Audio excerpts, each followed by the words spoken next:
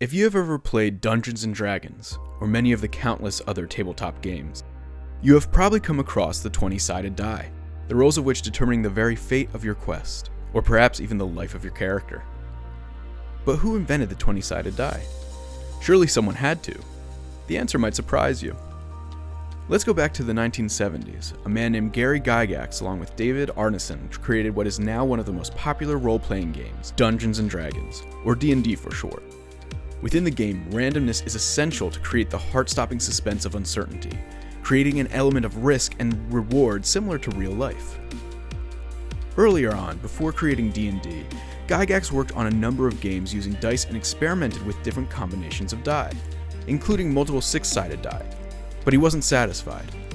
Rolling two six-sided die created a curve where the middle numbers of 6, 7, and 8 were the most common rolls. Luckily, he discovered inside a school supply catalog a die in the shape of an icosahedron, a three-dimensional shape with 20 equally distributed sides. With the 20-sided die, the modern era of tabletop gaming was born. But alongside the innovation of Gary Gygax, the 20-sided die in fact has a richer history. Let's go jump to 2003, when Christie's auctioned off a 20-sided die made of glass. This die was picked up by a man in Egypt in the 1920s, passed on to his son, who then sold it through Christie's in 2003. The die was from ancient Roman times, and while the etchings on the side were not Roman or Arabic, it appears it was used for a game of chance. An even older die is located at the Metropolitan Museum of Art, dating back to the Ptolemaic period in Egypt sometime between 304 and 30 BC. This die is made of serpentine and has Greek lettering etched into it. So 20-sided dice were used way before the 1960s. Way before. But the shape, the icosahedron, must have been around even before that. When did it spring into humanity's awareness?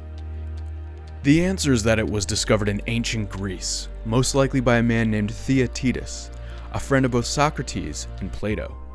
Theaetetus proved that there are precisely 5 regular convex polyhedra, also called Platonic solids, sometime between 380 and 370 BC.